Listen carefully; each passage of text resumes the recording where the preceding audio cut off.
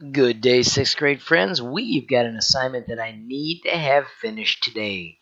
You're going to turn in a screenshot of this typing test and then use the screenshot to complete the form that was on the other page.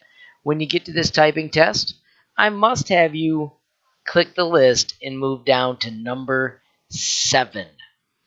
Make sure you choose the 3-minute typing test, and then you can leave the medium font and hit start.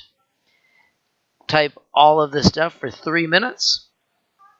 When you finish the 3 minutes, you will get the test complete screen, and I need you to click on Nimbus, choose selected area, and grab that selected area so that you can turn it in and give me the info that's on that page.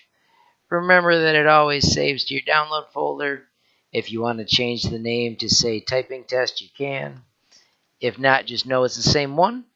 And then you can go back to your 6th grade computers course, open it, and turn in your screenshot, and then use that picture to complete the Google form that is above it.